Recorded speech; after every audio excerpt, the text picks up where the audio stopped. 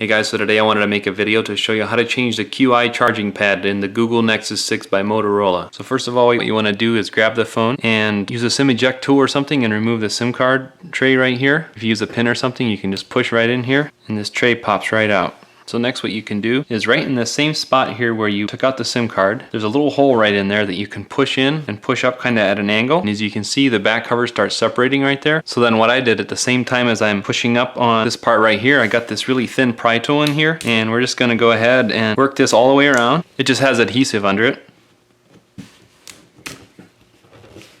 Just keep working it around. And then once you have it worked loose all the way around, you can just kind of peel it up carefully. When you get down here in this part right here, you don't want to pull too hard, and then you want to try to work your way underneath this part right here. This is stuck down with adhesive as well. So then once you get that all off there, then it lets loose and then the whole back comes right off. I'll include links in the video description below the video where you can find any tools that I'm going to be using today during this process or any parts that I'm going to be using during these repairs today. If you do get a tool set, just make sure that it has the Torx size T4 in it. Next what we want to do is disconnect the battery. So we want to pry under this little part right here. Pull it right out of there. And we're going to disconnect this battery right here by prying up on this. Next we're going to want to pry up on this little flap right here. Disconnect that connector right there. Next we're going to want to carefully pry up on this right here. And I'm going to use a tweezer so you can see easier. We're just going to want to separate that out of there. Next let's just grab this and peel it up out of the way there very carefully. Next we're going to need to use the Torx size T4. You can see right there the bit is T4 size, so we're going to need to remove all these screws all the way around here. Now as you're removing these screws all the way around, don't worry, they're all the same size, so you don't have to worry about getting them mixed up. Make sure to only remove the black ones. There's one silver one here holding in the volume buttons.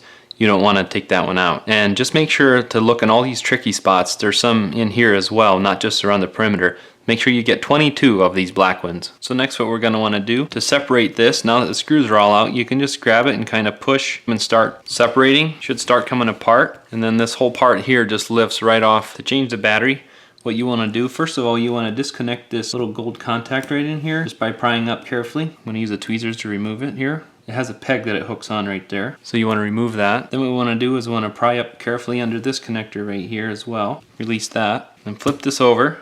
So you want to slide under these tabs here carefully. This one already came loose kind of when I took it apart. But you also want to slide up under this one right here.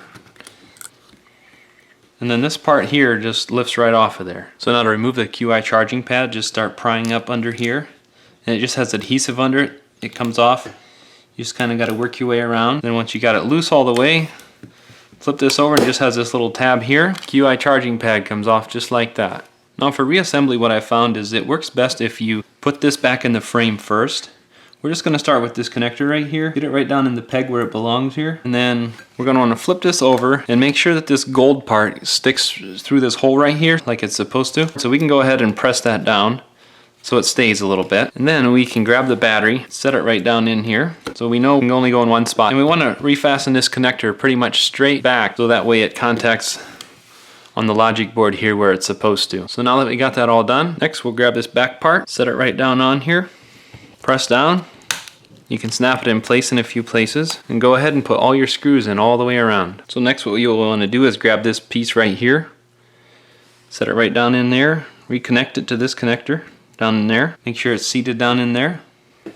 Then we'll grab this. Now this might be a little tricky to show, but we need to reconnect this right here. Slide it into that white line is even right there. Then we can close that. Then we'll just want to stick that down. Then we're going to want to grab this cover, snap it down in place there. Lastly, we're going to want to reconnect the battery right here. Make sure it's pushed down in there. Good. Don't put anything metal in there, just plastic. We'll grab this plug here for it. Set it right down in there too. To reinstall the back cover, if it has plenty of adhesive on it, you're probably okay with just putting this back on. If you need to add extra adhesive, there's some double-sided adhesive like this. It's really thin, narrow stuff. I'll link to this in the description so you can find it. The description of the video. And you just want to grab your back cover, set it down on here, line everything up, and press down all the way around. Now if you want to make sure that it stays on, you could also apply heat with a heat gun or something here and then just press down and make sure that it's going to stay on there. And you're all set. Thanks for watching.